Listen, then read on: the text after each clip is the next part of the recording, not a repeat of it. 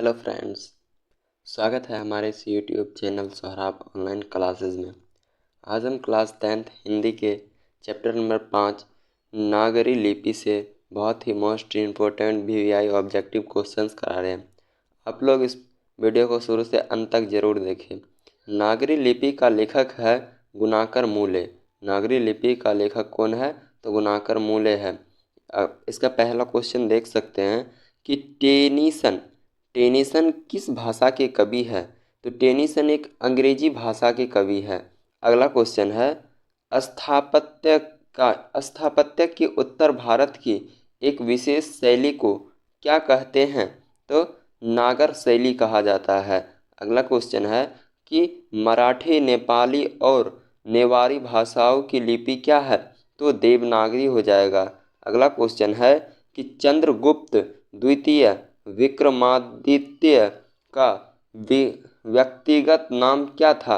तो देव था। अगला क्वेश्चन है कि नागरी लिपि शीर्षक पाठ कहाँ से लिखा गया है? तो भारतीय लिपियों की कहानी से लिखा गया है।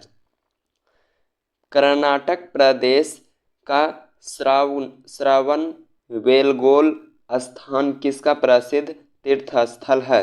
तो जैनों का। अगला क्वेश्चन है कि किस शासक ने ऐसा सिक्का चलाया जिस पर नागरी लिपि में रामसिया शब्द अंकित है? तो इसका आंसर हो जाएगा ऑप्शन नंबर बी, बादशाह अकबर ने। कौन? बादशाह अकबर ने। अगला क्वेश्चन है कि धारा नगरी का कौन शासक सब अपने विद्यानुराग के लिए इतिहास में प्रसिद्ध है? तो परमार शासक भोज ने। अगला क्वेश्चन है कि हिंदी तथा इसकी विविध बोलियां किस लिपि में लिखी जाती है? तो देवनागरी लिपि में लिखी जाती है। अगला क्वेश्चन है कि हिंदी के आदि कवि कौन है? तो सरहपाद। कौन है? हिंदी के आदि कवि है सरहपाद। अगला क्वेश्चन आप लोग देख सकते हैं कि विजयनगर के राजाओं के लेखों की लिपि को क्या नाम दिया गया है? तो नंदी नगरी लिपि। विजयनगर के राजाओं के लेखों के लिपि को क्या नाम दिया गया है?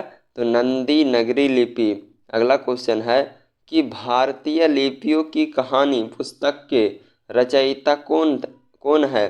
तो गुणाकर मूले। अगला क्वेश्चन है कि सूर्य नामक पुस्तक किसकी रचना है? तो गुणाकर मूले की। अगला क्वेश्चन है कि परमार शासक भोज कहाँ के रहने वाले थे? तो धारा नगरी के। कहाँ के? धारा नगरी के। अगला क्वेश्चन है कि नागरी लिपि निबंध के लेखक निबंधकार कौन है? तो गुणाकर मूले हो जाएगा। अगला क्वेश्चन है कि नागरी लिपि शीर्षक पाठ साहित्य की कौन विद्या है? तो निबंध है। अगला क्वेश्चन है कि दोहा कोश किसकी रचना है? सरहपाद की। अगला क्वेश्चन है कि तमिल, मलयालम, तेलुगु, कन्नड़ भाषाएं हैं? तो दक्षिण भारत की। तमिल, मलयालम, तेलुगु, कन्नड़ भाषाएं कौन सी है? तो दक्षिण भारत की है। अगला क्वेश्चन है कि दक्षिण भारत की नागरी लिपि क्या कहलाती है? तो नंदी नागरी कहलाती है। अगला क्वेश्चन है कि 10वीं-11वीं सदी में किस रचना ने भारत यूरोप के बीच व्यापार संबंध के बारे में बताया था? शाहनामा। अगला क्वेश्चन है कि ईसा की 14वीं-15वीं सदी के विजयनगर के शासकों ने अपने लेखों की लिपि को क्या कहा था? तो नंदी नागरी। अगला क्वेश्चन है कि 12वीं सदी के केरल के शासकों के सिक्कों पर वीर केरलस्य जैसे शब्द कौन सी लिपि में अंकित है? तो देवनागरी लिपि में अंकित है। अगला क्वेश्चन है कि सरहपाद की कृति है? तो सरहपाद की कृति कौन सी है? तो दोहा कोश हो जाएगा। अगला क्वेश्चन है कि हिंदी लिखी जाती है? तो हिंदी देवनागरी लिपि में लिखी जाती है। अगला क्वेश्चन है कि बेतमा दानपत्र किस समय का है। बेतमा दानपत्र किस समय का है, तो 1020 का है। अगला क्वेश्चन है, उत्तर भारत ने नागरी लिपि के लेख कब से लिखने लगे हैं, तो इसका आंसर हो जाएगा 8वीं सदी में। अगला क्वेश्चन है कि नागरी लिपि के आरंभिक लेख हमें कहाँ से मिले हैं, तो दक्षिणी भारत से। नागरी लिपि के आरंभिक लेख हमें कहाँ से मिले हैं, तो दक्षिणी भारत से। अगला क्वेश्चन आप लोग देख सकते हैं कि नागरी लिपि पाठ किस लिपि में रचित है। नागरी लिपि पाठ किस लिपि में रचित है, तो देवनागरी लिपि में है। अगला क्वेश्चन है कि नागरी लिपि किस विधा की रचना है, तो नागरी लिपि निबंध की रचना है। अगला क्वेश्चन है कि गुणाकर मूले का जन्म किस राज्य में हुआ था, तो गुणाकर मूले का जन्म महाराष्ट्र में हुआ था। अगला क्वेश्चन है कि गुणाकर मूले की शिक्षा की भाषा क्या थी, तो गुणाकर मूले की शिक्षा की भाषा थी मराठी। क्या आ जाएगा, मराठी। अगला क्वेश्चन है कि देवनागरी लिपि के टाइप लगभग कितने पहले बने।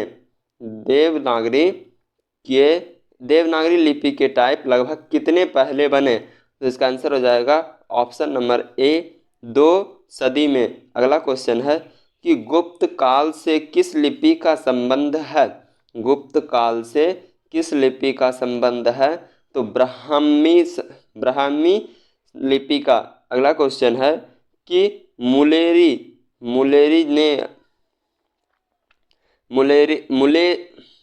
जी ने यानी गुणाकर मूले जी ने मिडिल स्तर तक किस भाषा को पढ़ाया, तो इसका आंसर हो जाएगा ऑप्शन नंबर सी, मराठी भाषा को पढ़ाया था। अगला क्वेश्चन है कि गुप्तों की राजधानी पटना को क्या कहा जाता होगा, तो इसका आंसर हो जाएगा ऑप्शन नंबर डी, देवनागरी।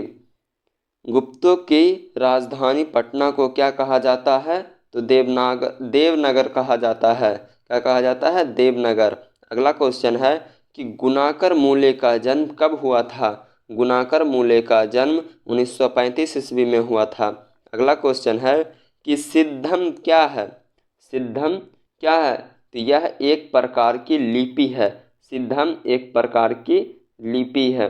अगला क्वेश्चन है कि गुणाकर मूले ने विभिन्न विषयों पर कितने निबंध लिखे हैं, तो इसका आंसर हो जाएगा 2500 से अधिक। क्या हो जाएगा, 2500 से अधिक। गुणाकर मूले की प्रारंभिक शिक्षा किस परिवेश में हुई थी, तो गुणाकर मूले की प्रारंभिक शिक्षा क्या हो जाएगा, ग्रामीण में हुई थी। अगला क्वेश्चन आप लोग देख सकते हैं, किसे देवनागरी की संज्ञा दी गई है। किसे देवनागरी की संज्ञा दी गई है, तो काशी को। किसको, काशी को। अगला क्वेश्चन आप लोग देख सकते हैं कि उत्तर भारत की विशेष स्थापत्य शैली को क्या कहते हैं, तो इसका आंसर हो जाएगा ऑप्शन नंबर डी, नागर शैली। क्या हो जाएगा, नागर शैली। अगला क्वेश्चन है कि मिहिर भोज की ग्वालियर प्रशस्ति किस भाषा में है, तो इसका आंसर हो जाएगा ऑप्शन नंबर सी, संस्कृत में। अगला क्वेश्चन है कि बेतमा कहाँ है। बेतमा कहाँ है, तो इसका आंसर हो जाएगा ऑप्शन नंबर इंदौर के पास। कहाँ है, इंदौर के पास। अमोघ वर्ष कौन था, तो इसका आंसर हो जाएगा ऑप्शन नंबर बी, प्रख्यात राष्ट्रकूट राजा था। अगला क्वेश्चन है कि गुणाकर मूले की मृत्यु कब हुई। गुणाकर मूले की मृत्यु कब हुई थी, तो इसका आंसर हो जाएगा ऑप्शन नंबर डी, 2009 में। क्या हो जाएगा, 2009 में। अगला क्वेश्चन है कि अक्षरों की कहानी किसकी रचना है। अक्षरों की कहानी किसकी रचना है, तो गुणाकर मूले की हो जाएगी।